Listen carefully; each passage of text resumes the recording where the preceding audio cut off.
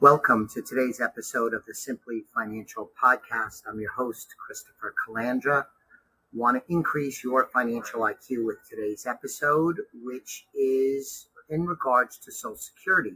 Each year, they announce their cost of living adjustment, or COLA.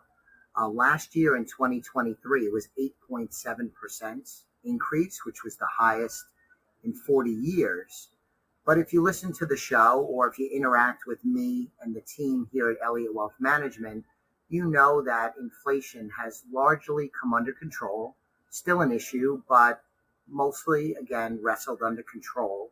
So because inflation is much lower this year than in the last year or two, the cost of living adjustment for the 25 year is 2.5%.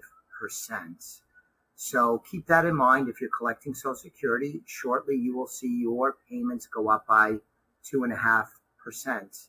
Now, I want to point out that this might be an issue for a lot of retirees if they have an over-reliance on Social Security. Because even though it went up 2.5%, that might not be adequate to keep up with the cost of goods that most people are spending money on day in and day out. I'm thinking about food, whether you're eating in or dining out. Insurance is a good example too, where increases are outpacing 2.5%. So for people that are very reliant on Social Security, the 2.5% probably is not enough.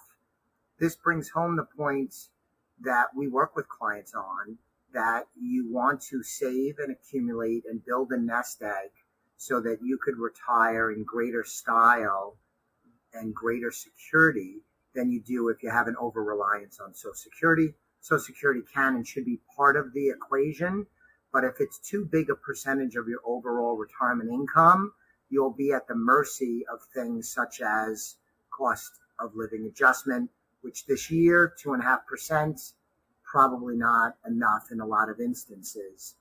Along those lines, I want to point out a recent report I looked at through the Senior Citizens League. They found that 8 out of the last 15 reporting periods, the COLA, the cost of living adjustment, did not keep up with inflation. They also found that Social Security benefits since 2010 has lost 20% of their buying power. So even though you're getting a cost of living adjustment each year, and that is helping, it's not helping enough to maintain Social Security's buying power. You're losing ground. Again, drives home why you don't want to be overly reliant on Social Security and have other income from assets you accumulate and can draw income from, pensions, other sources of income. It is very desirable because Social Security is limited. So thanks for listening to today's very brief, but hopefully valuable episode of the Simply Financial Podcast. I'll be back with you on the next episode very soon. In the meantime, subscribe to the podcast if you haven't done so already, and go to our site, elliottwealth.com, for more information on the work we do to help our clients win with money. Thanks again.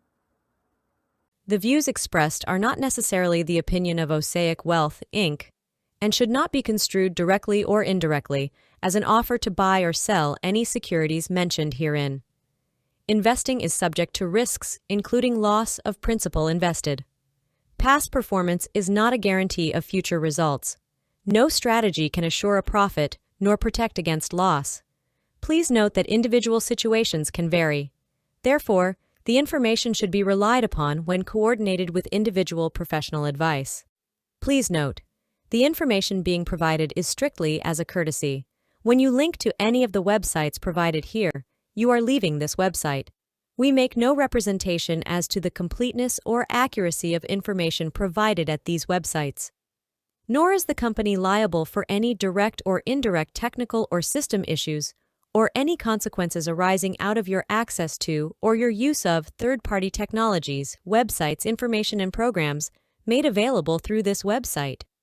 When you access one of these websites, you are leaving our website and assume total responsibility and risk for your use of the websites you are linking to.